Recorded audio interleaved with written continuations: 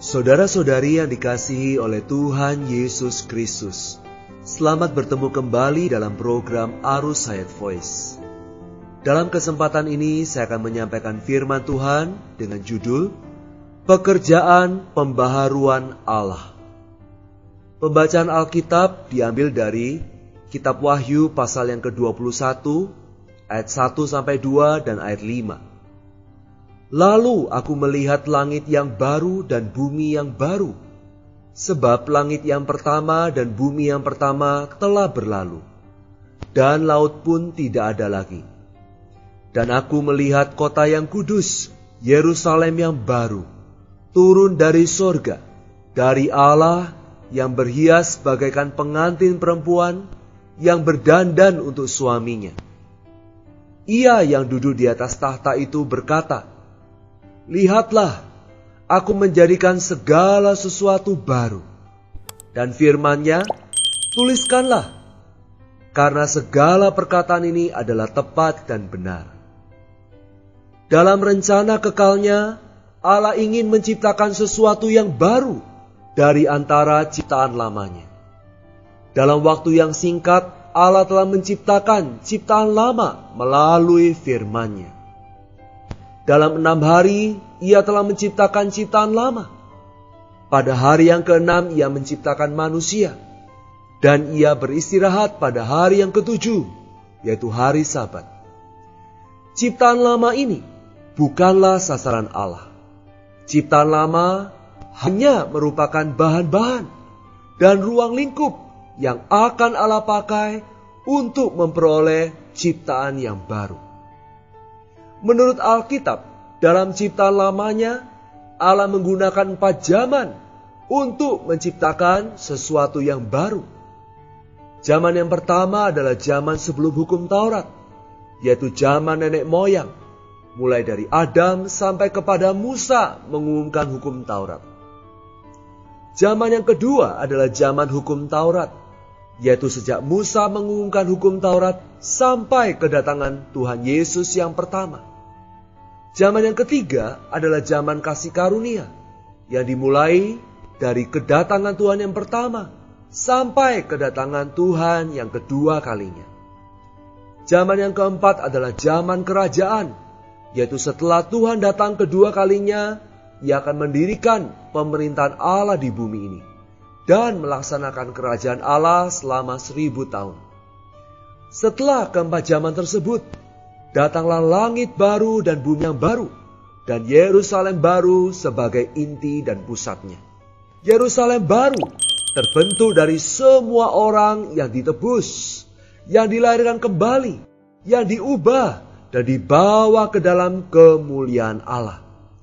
Orang-orang yang telah ditebus oleh Allah ini akan menjadi Yerusalem baru di dalam kemuliaannya. Yerusalem baru ini mutlak baru adanya, sedikit pun tanpa unsur yang lama, tanpa keusangan dari ciptaan yang lama. Saudara-saudari yang dikasihi Tuhan, hari ini kita berada dalam proses pembaharuan untuk menjadi Yerusalem baru. Syukur kepada Allah, hari ini kita hidup di zaman yang ketiga, yaitu di zaman kasih karunia. Di zaman ini terjadilah hal-hal yang ajaib. Perkara yang pertama ialah Allah Tritunggal itu sendiri telah menjadi seorang manusia. Ini jauh lebih agung dan lebih besar daripada Dia menciptakan langit dan bumi. Allah telah berinkarnasi menjadi manusia. Allah sendiri, yaitu Allah yang sempurna, masuk ke dalam rahim seorang perawan selama 9 bulan lamanya. Kemudian terlahir dalam palungan di Bethlehem sebagai bayi yang disebut Yesus. Dia adalah manusia Allah. Perkara yang kedua yang terjadi di zaman kasih karunia ialah Allah yang menciptakan langit dan bumi telah menjadi manusia, hidup di bumi selama kurang lebih 33,5 tahun lamanya. Ia tinggal di tempat yang dipandang rendah oleh manusia, di rumah yang miskin, di rumah seorang tukang kayu di kota yang terhina yaitu Nazaret, Galilea. Allah hidup di bumi selama 33,5 tahun. Betapa ajaibnya perkara ini. Perkara ajaib yang ketiga adalah dia pergi ke atas kayu salib.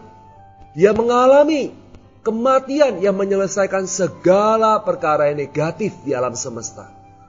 Melalui kematiannya, ia telah membereskan segala kesulitan dan problem di alam semesta. Ia telah mengakhiri seluruh ciptaan lama. Dalam kematiannya yang ajaib itu, ia pun telah melepaskan hayat ilahinya sebagai unsur yang baru untuk disalurkan ke dalam umat pilihannya. Dalam kematian yang ajaib itu, ia pun telah melepaskan hayat ilahinya. Perkara ajaib yang keempat dalam zaman kasih karunia ialah Kristus telah bangkit untuk naik ke sorga.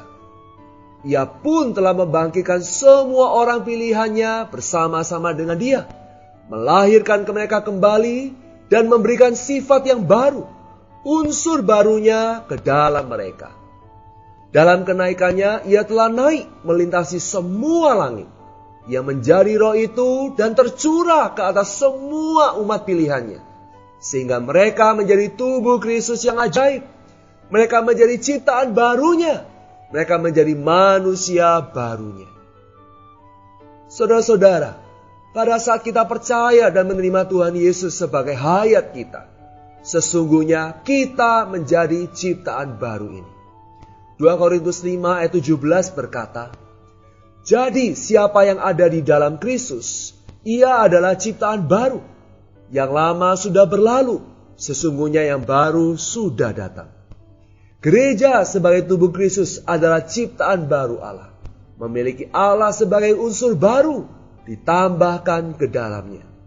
Selanjutnya 2 Korintus 4 ayat 16 berkata, bahwa manusia batinia kita sedang dalam proses diperbaharui dari sehari ke sehari, sehingga kita dapat terlepas dari segala sifat dan unsur manusia lama dan ciptaan yang lama.